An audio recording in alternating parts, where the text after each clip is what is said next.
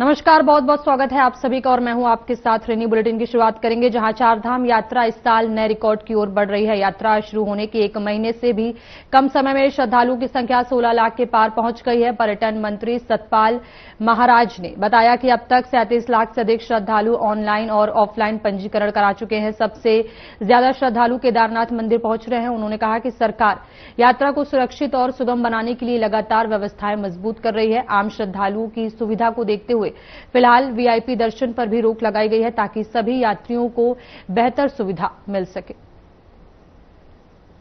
योगी जी से बातचीत हुई हमारी कि अभी माननीय मुख्यमंत्री जी और हम लोग जाएंगे लखनऊ में, और योगी जी ने कहा है कि आप आ जाइए, तो बैठ करके जो हमारी इकबालपुर की जो नहर है उसके बारे में वो बात करनी है, और इसके साथ साथ डार्क जोन में चले गया वहां का इलाका, तो हम चाहते हैं कि डार्क जोन से निकाल करके वहां सिंचाई के संसाधन जो हैं वो पानी का जो है उपलब्ध कराया जाए, जिससे कि वहां डार्क जोन से निकल करके पानी का स्तर ऊंचा हो जाए ताकि हमारे। और चलिए अब खबरों में आगे बढ़ेंगे जहां ऋषिकेश के श्री हेमकुंड साहिब गुरुद्वारा से श्री हेमकुंड साहिब यात्रा का विधिवत शुभारंभ हो गया है। श्रद्धालुओं के पहले जत्थे को पंच प्यारों की अगुवाई में दिल्ली के उपराज्यपाल तरनजीत सिंह संधू ने हरी झंडी दिखाकर रवाना किया।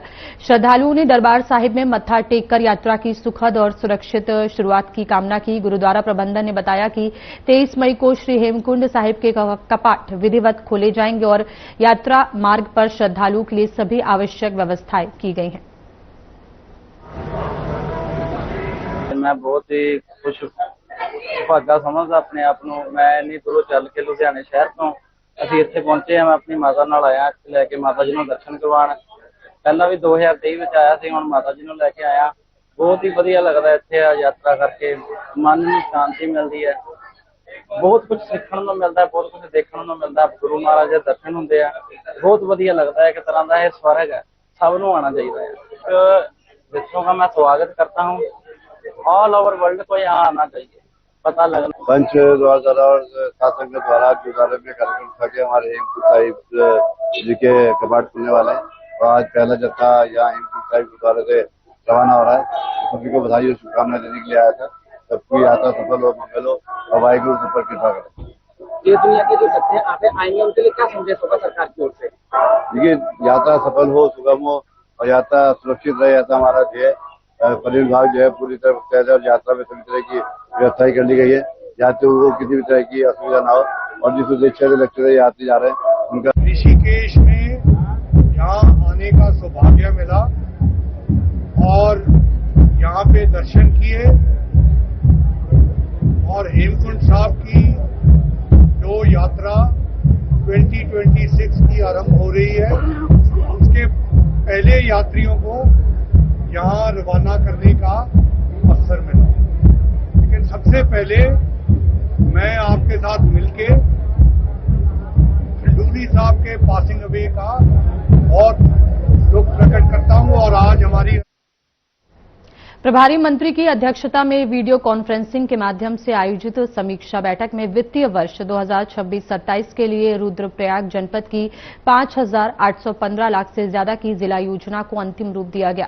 बैठक में विकास कार्यों और जनहित योजनाओं की विस्तार से समीक्षा की गई। विधायक आशा नौटियाल के प्रस्तावों के तहत देवरिया ताल, मद महेश्वर, चोपता, तुंगनाथ और कार्तिक स्वामी क्षेत्रों में पैदल मार्गों के सुधारीकरण, पार्किंग और शौचालय निर्माण की योजना बनाई गई है। और इसके अलावा ग्रामीण क्षेत्रों को मुख्य मार्गों से जोड़ने वाली सड़कों के निर्माण और आधारभूत सुविधाओं को मजबूत करने पर भी विशेष जोर दिया गया। देखिए, आज हमारे जनपद रुद्रप्रयाग की जिला योजना की बैठक हमारे माननीय प्रभारी मंत्री आदरणीय गणेश जोशी जी की अध्यक्षता में हुई है, जो वर्चुअली हमारे साथ जुड़े हैं। जिले के तमाम अधिकारी इस बैठक में उपस्थित रहे, और जो हमारी कुल परिव्यय है वो 58 करोड़ 15 लाख 80 हजार का है। तो इसमें सभी विभागों को धन आवंटन किया गया है ताकि हमारी जो छोटी छोटी सड़कें हैं, पेयजल योजना है, सिंचाई है, बाढ़ सुरक्षा है, कृषि उद्यान। रुद्रप्रयाग में केदारनाथ यात्रा को सुरक्षित और व्यवस्थित बनाए रखने के लिए जिलाधिकारी विशाल मिश्रा ने ग्राउंड जीरो पर पहुंचे और सोनप्रयाग से गौरीकुंड तक यात्रा मार्ग का पैदल निरीक्षण किया। इस दौरान उन्होंने लैंडस्लाइड प्रभावित क्षेत्र का भी जायजा लिया और अधिकारियों को आवश्यक निर्देश दिए। एडीएम ने यात्रा मार्ग पर श्रद्धालुओं से सीधे संवाद कर स्वास्थ्य, सुरक्षा, पेयजल, साफ सफाई और शटल सेवा जैसी व्यवस्थाओं को लेकर फीडबैक लिया। उन्होंने संबंधित अधिकारियों को निर्देश दिए कि यात्रा मार्ग पर लगातार निगरानी रखी जाए और किसी भी समस्या पर तत्काल कार्रवाई सुनिश्चित की जाए। मुख्यमंत्री महोदय का निर्देश है कि श्री केदारनाथ धाम की यात्रा में आने वाले तीर्थयात्रियों को किसी तरीके की समस्या न हो और ये यात्रा सुगम और सुव्यवस्थित तरीके से संचालित। इसी के क्रम में आज मेरे द्वारा सड़क मार्ग का निरीक्षण किया गया। सिरसी, सोनप्रयाग पैदल और गाड़ी के माध्यम से पूरी तरीके से देखा गया है। इसके बाद मैंने पैदल भी देखा है गौरीकुंड तक और जो यात्री यहाँ पर आए हैं उनसे फीडबैक भी प्राप्त किया है। कुछ जगह पर कल शाम को हल्का लैंडस्लाइड हुआ था। कांग्रेस प्रदेश अध्यक्ष गणेश गोदियाल ने राज्य में लोकायुक्त की नियुक्ति नहीं होने को लेकर भाजपा सरकार पर निशाना साधा है।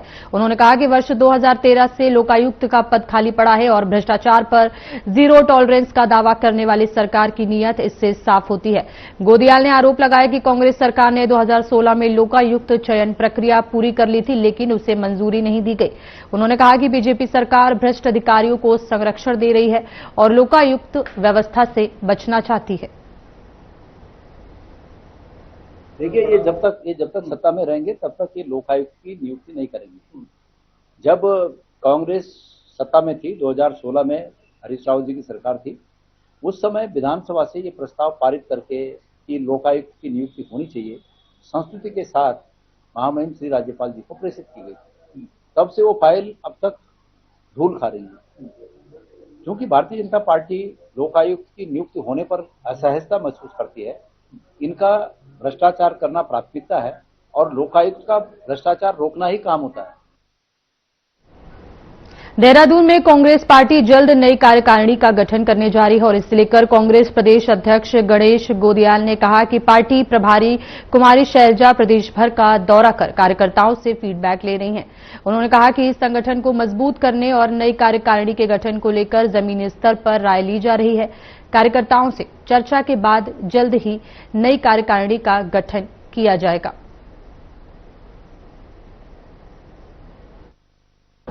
जल्दी होगा संगठन का। हमारी आदरणीय प्रभारी जी स्वयं भी पूरे प्रदेश का दौरा कर रही हैं और स्वयं पूरे प्रदेश का दौरा करने के साथ उनकी जो ये सोच है कि वो खुद भी परख रही हैं लोगों को, तो इसी रूप में लोगों को परख रही हैं कि आगामी जो हमारी कार्यकारिणी बनेगी वो किस स्तर से हो, कैसे हो। जगह जगह जाकर वो सब चीज़ों को समझ रही हैं।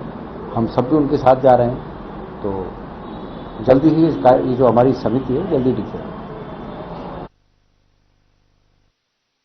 देहरादून में स्वच्छता सर्वेक्षण 2025-26 के तहत भारत सरकार की टीम शहर के विभिन्न क्षेत्रों का निरीक्षण करेगी और लोगों से फीडबैक लेगी। टीम डोर टू डोर कूड़ा collection, solid waste management plant और नगर निगम की डंपिंग साइटों का भी जायजा लेगी। इस बीच कांग्रेस ने नगर निगम की कार्यप्रणाली पर सवाल उठाए हैं। प्रदेश महामंत्री नवीन जोशी ने आरोप लगाया कि शहर के कई वार्डों में गंदगी, खराब स्ट्रीट लाइट और कूड़े की समस्या बनी हुई है, जिससे स्वच्छता रैंकिंग पर असर पड़ रहा है।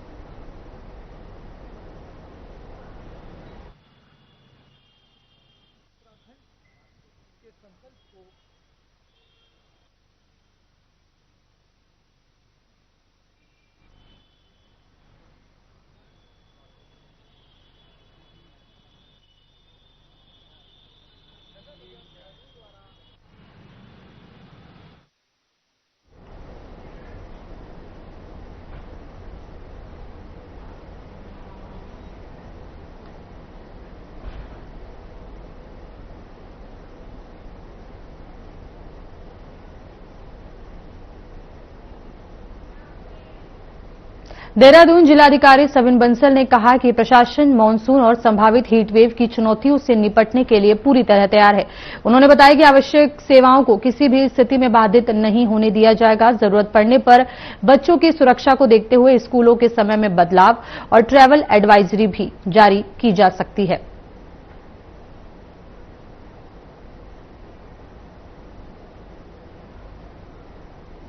देखिए, चाहे मानसून है चाहे हीट वेव है, तो उसमें जो हमारी एसेंशियल सर्विसेज है, हमारा फोकस पहले उस पर है। एसेंशियल सर्विसेज किसी भी तरह बाधित ना हो, और यदि आवश्यकता पड़ेगी कि हमारा वेदर एक्सट्रीमिटी की तरफ जा रहा है, तो उस अनुसार हम स्कूल्स में हमारे जो ट्रैवल ट्रांजेक्शन हैं, जो हमारा एक्सपोजर है बच्चों का, उसको रिड्यूस करने के लिए तदनुसार निर्णय भी लें। चमोली जिले के नारायण बगड़ क्षेत्र में पश्चिमी पिंडर रेंज के जंगलों में लगी भीषण आग ने भारी तबाही मचाई है। आग की चपेट में आकर वर्ष 2025 में लगाए गए करीब 5500 शिशु पौधे पूरी तरह नष्ट हो गए, जबकि लाखों रुपए की वन संपदा को भी नुकसान पहुंचा। ग्रामीणों ने वन विभाग पर लापरवाही का आरोप लगाते हुए कहा कि जंगल में आग 2 दिनों तक धधकती रही, लेकिन समय रहते उसे नियंत्रित नहीं किया गया। वहीं वन विभाग का कहना है कि उनकी टीमें लगातार आग बुझाने में जुटी हैं और जल्द स्थिति पर काबू पाने का प्रयास किया जा रहा है।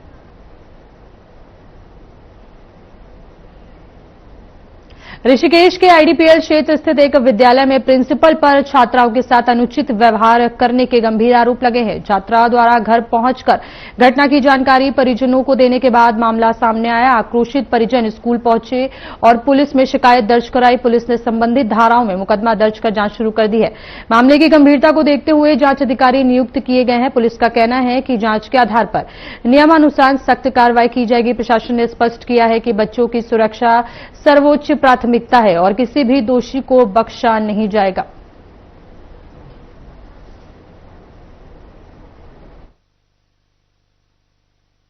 ऋषिकेश के रहने वाला हूँ। मेरी लड़की आईडीपीएल स्कूल में कक्षा 8 में पढ़ाई करती है। प्रिंसिपल साहब ने मेरी लड़की के साथ छेड़छाड़ की है, इसलिए आईडीपीएल चौकी में रिपोर्ट दर्ज कराई है। ऋषिकेश की रहने वाली हूँ। मेरी भतीजी कक्षा 8 में पढ़ती है और प्रिंसिपल आचार्य जी ने ना गलत व्यवहार उसके साथ। कुआं के बिंदु खत्ता के रहने वाले 34 साल के मोहन राम की सेंचुरी पेपर मिल में कार्य के दौरान संदिग्ध परिस्थितियों में मौत हो गई थी, जिसको लेकर मिल परिसर के प्रबंधन, परिजनों और स्थानीय ग्रामीणों के बीच वार्ता हुई। मृतक की पत्नी को स्थायी नौकरी, पीएफ और ईएसआई की सुविधाएं देने का लिखित आश्वासन दिया। मोहन राम ठेकेदारी श्रमिक के रूप में कार्यरत थे और काम के दौरान अचेत अवस्था में मिले थे, जिसके बाद अस्पताल में उन्हें मृत घोषित कर दिया गया। समझौते के बाद स्थानीय लोगों ने भी सहमति जता दी। गांव के निवासी, तिवारी नगर के निवासी थे मोहन राम जी। करीब 15-16 सालों से वो सेंचुरी पेपर में कार्यरत थे पेंटर के रूप में। मतलब वहाँ पर लिखित जो भी लिखा जाता है वहाँ पर सेंचुरी के अंदर ना, तो उसका काम करते थे वो। तो अचानक उनकी एक बॉडी एक नाले में पड़ी हुई मिली। उनकी मृत्यु का कारण का पता नहीं चल पाया कैसे हुई करके। फिर मामला वो जो बेचारा मृतक आज हमारे बीच नहीं रहा, वह पर डे की तरह ड्यूटी जाया करता था और घर वालों को सबको ये पता था कि वो ड्यूटी गया है, तो उसकी शायद हो सकती है। अब इनके माध्यम से, सेंचुरी वालों के माध्यम से पता लगा कि 2:30-3 बजे वो आदमी की वहां पर गिरकर मौत हो गई थी, जिससे कि उन्होंने तुरंत सांसें चलते चलते मामला ये था कि एक मलिक करके ठेकेदार है जो पेंटिंग का काम करते हैं कारखाने के अंदर, और उनके 2 कर्मचारी हैं पूरी कंपनी में, मात्र वो सिर्फ लिखने का काम करते हैं। और उसमें जो ये कर्मचारी था, ये जो है कल इसकी अचानक सुबह ड्यूटी में आया और अचानक जो है इसकी ये सूचना मिली कि इसकी मृत्यु हो गई है। लेकिन उसके बाद जब पूरा उत्तराखंड में जनगणना 2027 के तहत चल रहे मकान सूचीकरण कार्य में बाधा डालने वालों के खिलाफ प्रशासन अब सख्त कार्रवाई की तैयारी में है। जनगणना कार्य निदेशालय ने सभी अधिकारियों को निर्देश जारी कर कहा है कि सरकारी कार्य में बाधा, जानकारी देने से इनकार या कर्मचारियों से अभद्रता करने वालों के खिलाफ जनगणना अधिनियम 1948 के तहत एफआईआर दर्ज की जाएगी। हाल के दिनों में कई जगहों से कर्मचारियों के साथ असहयोग और दुर्व्यवहार की शिकायतें सामने आई थी। शासन ने स्पष्ट किया है कि जनगणना राष्ट्रीय महत्व का कार्य है और इसमें सहयोग करना प्रत्येक नागरिक की कानूनी जिम्मेदारी है।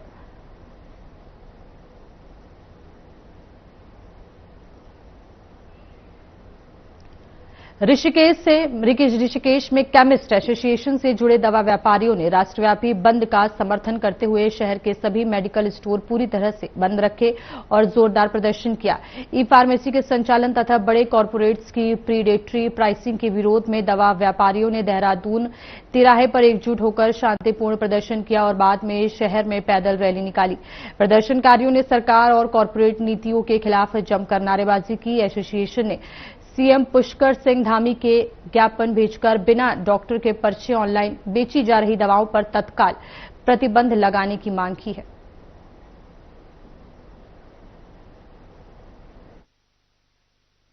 आज का जो हमारा ये ऑनलाइन दवाओं के विरुद्ध प्रदर्शन था, ये पूर्णतः सफल रहा है।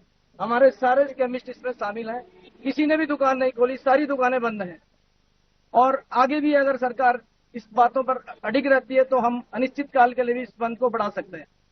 क्या क्या मांगे हैं? जैसे कि हमारी मांग है, एक तो ये जो ऑनलाइन बिजनेस है इसमें भारी डिस्काउंट दी जाती है, वो बिल्कुल बंद की जाए। इसमें जो व्यापार हो रहा है इससे एक तो दवाओं की गुणवत्ता का फर्क है। जैसे इंसुलिन है, इंसुलिन की कोल्ड चेन कहीं मेंटेन नहीं होती, जबकि प्रत्येक जो हमारे केमिस्ट है उसके यहाँ फ्रिज में कोल्ड चेन मेंटेन हो रही है और फ्रिज के ऊपर उसका मीटर लगा हुआ है, टेम्परेचर मीटर लगा होता है, टेम्परेचर मीटर जिसको समय समय पर अधिकारियों द्वारा, ड्रग डिपार्टमेंट द्वारा निरीक्षण किया जाता है।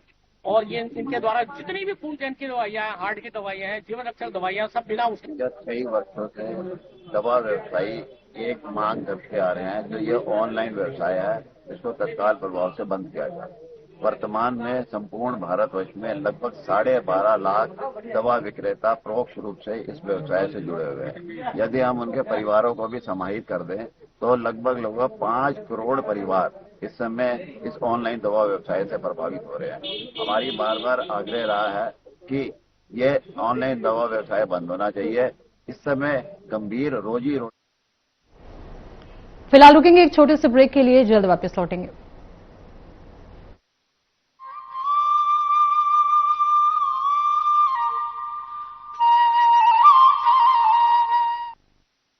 शिक्षा के क्षेत्र में उत्तराखंड ने अभूतपूर्व प्रगति की है। प्रदेश सरकार ने राज्य में राष्ट्रीय शिक्षा नीति 2020 लागू करते हुए शिक्षा व्यवस्था में क्रांतिकारी सुधार किए हैं। 840 राज्य के विद्यालयों में हाइब्रिड मोड में वर्चुअल एवं स्मार्ट क्लासरूम का संचालन, 141 पीएम श्री विद्यालय और नेताजी सुभाष चंद्र बोस आवासीय विद्यालयों की स्थापना की जा रही है। स्कूलों में खेल के मैदान, स्वच्छ पेयजल और लाइब्रेरी के साथ साथ प्रयोगशालाएं उपलब्ध। कक्षा 6 से 12वीं कक्षा तक के मेधावी छात्र छात्राओं को मुख्यमंत्री मेधावी छात्र प्रोत्साहन छात्रवृत्ति योजना के तहत हर महीने 600 से 1200 रुपए तक की छात्रवृत्ति देने का निर्णय हो या आपदा, महामारी एवं दुर्घटना के कारण अनाथ बच्चों की शिक्षा की व्यवस्था करना हो, मुख्यमंत्री पुष्कर सिंह धामी के नेतृत्व में उत्तराखंड सरकार बेहतर शिक्षा से छात्र छात्राओं के भविष्य को दे रही है मजबूत आधार। विभिन्न छात्रवृत्ति योजनाओं की सफलता से नौनिहालों में साक्षरता, उच्च शिक्षा और कौशल विकास में शानदार सुधार हो रहा है। माध्यमिक विद्यालयों की संख्या में 52% की बढ़ोतरी। प्रदेश में माध्यमिक विद्यालयों की संख्या बढ़कर हुई 5288, इंटर कॉलेज बढ़कर हुए 3801, डिग्री कॉलेज हुए 124, पॉलिटेक्निक की संख्या 71, ITI 238, इंजीनियरिंग कॉलेज 29 हुए। शिक्षा विभाग में 11,500 से अधिक नियुक्तियां दी और 3,500 से अधिक पदों पर भर्ती प्रक्रिया जारी है। ज्ञान के प्रकाश से होंगे अब हर सपने साकार। शिक्षा को सर्वसुलभ बना रही प्रदेश सरकार। प्रदेश सरकार के बेहतरीन प्रयासों और कल्याणकारी योजनाओं से आज राज्य में कृषि उत्पादन में वृद्धि के साथ साथ किसानों की आय भी बढ़ी है। उत्तराखंड के मिलेट को सुपरफूड के रूप में बड़ा बाजार और विशेष पहचान देते हुए मिलेट न्यूट्री हब बनाने की दिशा में सरकार तेजी से काम कर रही है। नई मिलेट नीति के तहत मंडुआ, झंगोरा, कौड़ी, चीना और रामदाना जैसी पौष्टिक फसलों को बड़े स्तर पर प्रोत्साहन दिया जा रहा है। जिससे किसानों को अपनी उपज का बेहतर मूल्य प्राप्त हो रहा है। बोए गए क्षेत्र का सिंचित हिस्सा बढ़कर 55% हुआ। सिंचाई क्षमता बढ़कर 1020 हेक्टेयर पहुंची। खाद्यान्न उत्पादन बढ़कर 19.40 लाख मीट्रिक टन हुआ। तिलहन उत्पादन 22,157 मीट्रिक टन 53% की हुई वृद्धि। गन्ने की औसत उपज बढ़कर 884 क्विंटल प्रति हेक्टेयर तक पहुंची। जैविक खाद का उत्पादन 4.72 लाख मीट्रिक टन तक पहुंचा। कृषि उत्पादन से लेकर विपणन तक सहायता प्रदान करने के साथ ही किसानों को खाद, बीज और उपकरणों की खरीद पर सब्सिडी दी जा रही है। किसानों की समृद्धि के साथ सर्वोत्तम उत्तराखंड का सपना पूरा करते हुए प्रदेश सरकार ग्रामीण अर्थव्यवस्था को मजबूत करते हुए फल, पुष्प, सब्जी और मसाला क्षेत्रफल विस्तार, मशरूम उत्पादन और पॉली हाउस निर्माण में जहां नई पहचान दे रही है, वहीं कृषि क्षेत्र में भरपूर बजट देकर किसानों की खुशहाली की राह को आसान बनाया है। संवर रही खेती, निखर रही किसानी, आर्थिकी का जरिया बन रही बागवानी।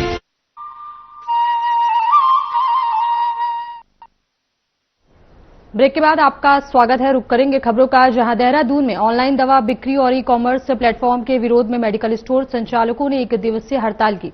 दवा व्यापारियों ने आरोप लगाया कि फार्मेसी और क्विड डिलीवरी प्लेटफॉर्म बिना पर्याप्त निगरानी के दवाओं की बिक्री कर रहे हैं, जिससे मरीजों की सुरक्षा पर खतरा बढ़ रहा है। व्यापारियों ने केंद्र सरकार से ऑनलाइन दवा बिक्री पर सख्त नियंत्रण और नई नीतियों में बदलाव की मांग की है। मैं मनीष नंदा, जिला अध्यक्ष केमिस्ट एसोसिएशन देहरादून से हूँ। हमारी मांगे जो है ये एक तो ऑनलाइन फार्मेसी जो चल रही है, जिसमें कोई फार्मासिस्ट का नहीं पता, बिना प्रिस्क्रिप्शन के दवाइयाँ आ रही हैं, हमारा विरोध इसके लिए है। दूसरा जो ये कॉर्पोरेट डिस्काउंट्स जो है कंपनियां दे रही हैं, उससे क्या है कि हम जो व्यापारी जो है 12.5 लाख हिंदुस्तान में व्यापारी हैं, उनके साथ 8 या 10 परिवार जुड़े हुए हैं, तो आप ये दे सकते हैं उनकी जीविका के ऊपर जो है असर पड़ रहा है। 20%, 30% डिस्काउंट। और ये जो आपके ऑनलाइन फार्मेसी है, वहाँ पे ज्यादातर कहीं सुपीरियर ड्रग्स मिलती हैं, डिपार्टमेंट द्वारा छापे मारे जाते हैं, नकली दवाइयों के जखीरे मिल रहे हैं। गदरपुर और दिनेशपुर क्षेत्र में all India organisation of chemist and druggist के आह्वान पर मेडिकल स्टोर पूरी तरह बंद रहे। दवा व्यापारियों ने ऑनलाइन दवा बिक्री और व्यापार से जुड़ी समस्याओं के विरोध में 1 दिवसीय बंद का समर्थन किया। व्यापारियों ने सरकार के खिलाफ नाराजगी जताते हुए कहा कि ई फार्मेसी और ऑनलाइन दवा बिक्री से छोटे मेडिकल कारोबारियों पर गहरा संकट है। मेडिकल स्टोर बंद रहने से मरीजों और आम लोगों को भारी परेशानी का सामना करना पड़ा है। दवाओं का जो बिक्री की जा रही है उसके विरोध में all India organisation chemist and druggist और उत्तरांचल औषधि व्यवसाय महासंघ के आह्वान पर आज हमने पूरे देश में मेडिकल स्टोर को बंद किया गया है। उसी के तहत हमने भी आज अपना मेडिकल स्टोर बंद करके विरोध प्रदर्शन को जताया है और हमारी मांग है कि ये जो ऑनलाइन दवा की बिक्री की जा रही है और इसको तत्काल। ये 20 मई दिन बुधवार को ऑल इंडिया के तरफ से एसोसिएशन की तरफ से जो आज बंदी वाला सिस्टम आह्वान किया गया है, दिनेशपुर एसोसिएशन की तरफ से पूरी दिनेशपुर मार्केट जो हमारी वो है, आज पूरी दुकानें बंद हैं। और इसीलिए बंद है इसी की जो ऑनलाइन प्रोसेसिंग के हिसाब से जो दवाई मंगाई जाती है, इससे केमिस्ट लोगों को बहुत ज़्यादा नुकसान हो रहा है। सरकार से हमारे ये निवेदन है। जसपुर में ऑल इंडिया ऑर्गेनाइजेशन का केमिस्ट एंड ड्रगिस्ट और उत्तरांचल औषधि व्यवसाय संघ के ऑल इंडिया केमिस्ट के आह्वान पर लगभग 236 केमिस्टों ने दुकान बंद रखी। सरकार की ऑनलाइन नीति के खिलाफ प्रदर्शन कर पुरानी सब्जी मंडी चौक पर धरना दिया और इस बीच मरीजों को भी दवाओं के लिए खासा परेशानी का सामना करना पड़ा। दुकानदारों ने कहा कि जिस तरह ड्रग इंस्पेक्टरों द्वारा मेडिकल स्टोर पर लगातार हर तरह की बारीकी से जांच व छोटी सी अनियमितताओं पर बड़ी कार्रवाई अमल में लाई जाती है, उसी तरह से ऐसी ऑनलाइन दवा स्टोरों पर भी कार्रवाई होनी चाहिए।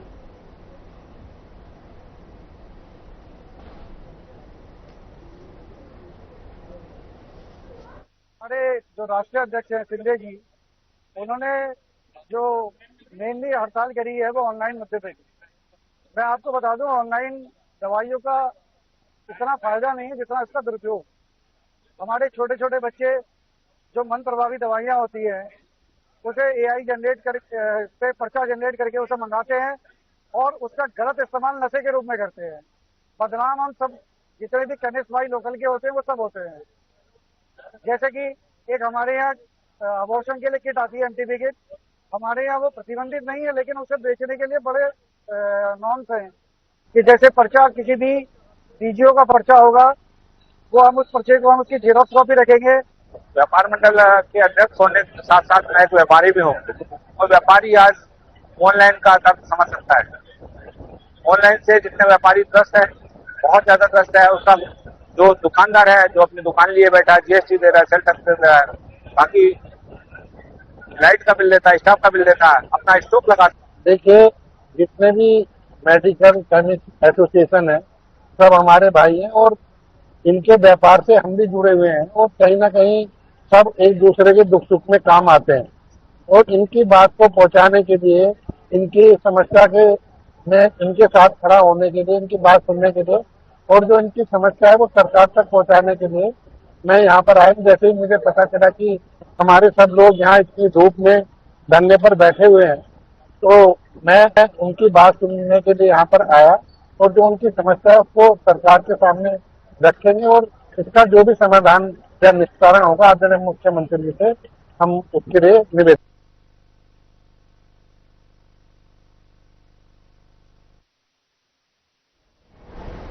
और इस बुलेटिन में फिलहाल इतना ही। देश और दुनिया की तमाम बड़ी खबरों के लिए बने रहिए हमारे साथ। नमस्कार।